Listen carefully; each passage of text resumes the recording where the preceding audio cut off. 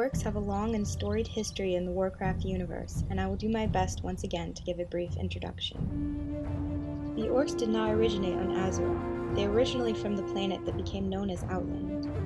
Although the Draenei came to call it Draenor, the orcs never gave it a name. There they had a tribal society split into many clans. They would meet once a year under Ushagun, a large crystal mountain. There they would celebrate and make treaties and trade between the clans.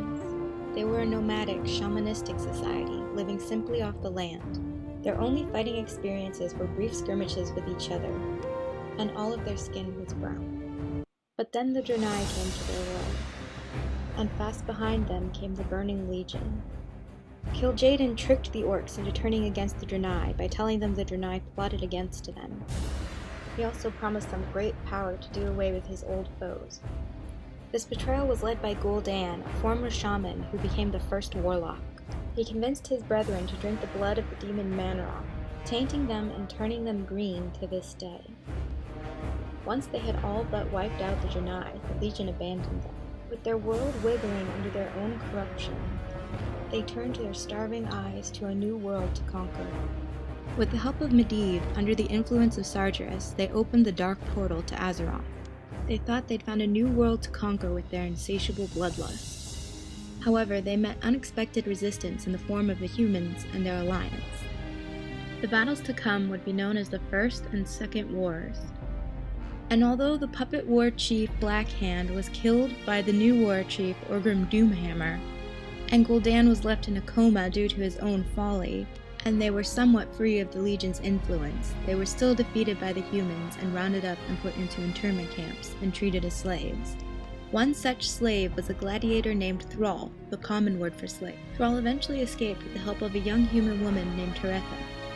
He found the then leader of the Warsong clan, Grom Hellscream, who introduced the young warrior to the current war chief, Orgrim Doomhammer. Doomhammer was able to tell Thrall of his heritage as a member of the Frostwolf clan.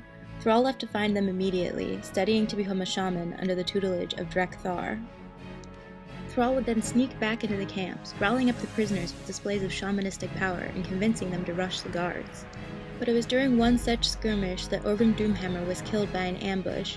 With his dying breath, he appointed Thrall as the new war chief, giving him his iconic black armor and the Doomhammer which carried his name.